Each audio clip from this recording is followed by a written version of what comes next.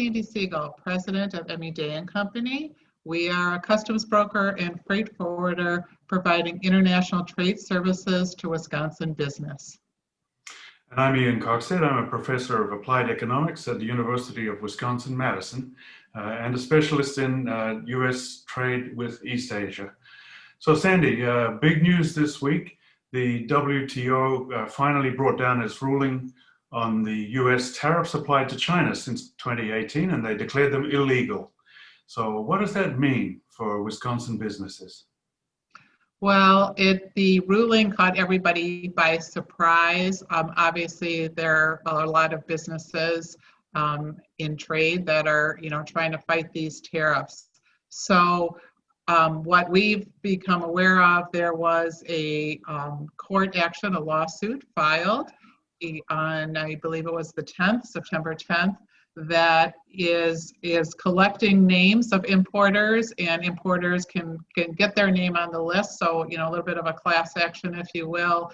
And if the lawsuit is successful and this ruling, that the U.S. trade acted outside of their boundaries is what the lawsuit is saying.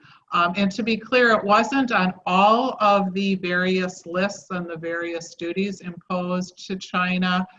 As you may recall, there were various rollouts.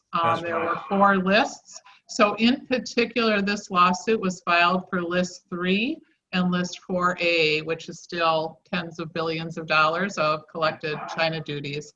So if successful, the importers essentially would get duty refunds on all of those goods. So the deadline for importers to get on the lawsuit is September 18th. So not really, 8 days for importers to act quickly. And I can tell you that our phone is ringing quite a bit in questions on that. Well, it must be worth a great deal to a number of heavily affected firms in the Wisconsin and in the upper Midwest as well. But help me out here, Sandi. If the court case is successful, who's going to pay? That will be refunded by, department, the Treasury, Customs will then in fact have to refund all of the duties collected.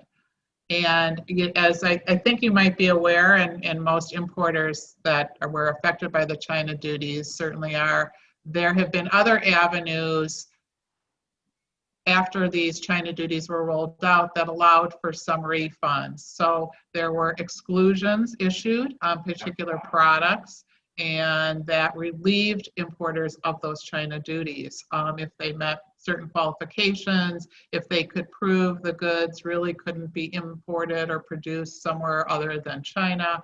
And so in fact, trade, the trade reps were giving them some time to adjust businesses.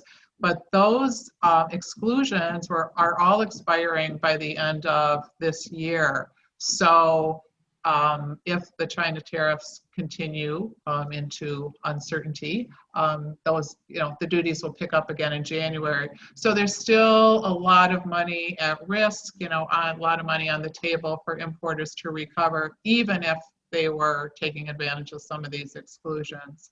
So we're really encouraging, everybody who was on list 3 and list 4A to, and that was, more of the finished goods, to file, be a part of this lawsuit. But the bottom line is, as you tell it, the bottom line is that if this court case is successful, then U.S. taxpayers are going to be back on the hook for maybe billions of dollars to refund to these firms. Is that correct? It depends on your philosophy a little bit and what they're doing with the duties they're collecting today. And I think that's been a gray area. Some have argued it's a big revenue maker, and others have said it's insignificant on the billions of dollars we've collected.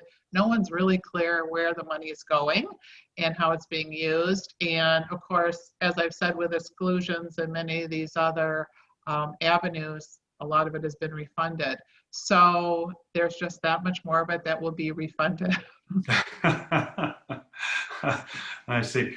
Wow, it's going to be a messy business. How do you rate the chances of success of this court case? I'm still trying to wrap my head around it. I guess I'll say that. It's, again, they're focused, the lawsuit and the finding with WTO is specific to the list. So, these trade laws are so complicated in that these, those specific rulings were outside of the jurisdiction for, the WTR to rule on, while the first lists were okay. So I'm not sure what the subtle differences are in that regard, but it'll be very interesting. And I suspect, when it's ruled, it will not be settled in the short term. And then, of course, coming back to the WTO, the capacity of that organization to resolve this case is also very heavily in doubt now, isn't it? Because since the US government has refused to appoint judges to the appellate court that the WTO runs, there's really no place for this case to go from here. Right. Yes. So and these are matters, I think, outside of yours and my expertise, and I think there's a lot of politics involved as well. So it will be interesting to see. So that's right. I look forward to chatting with you about it further when it's settled. We'll keep a watching brief on this one. It's going to be fun. Thank you, Sandy. Right. Okay. Thanks, Ian. Good to see you. This was Talking Trade with Sandi Siegel and Ian Coxhead, and we're signing off now.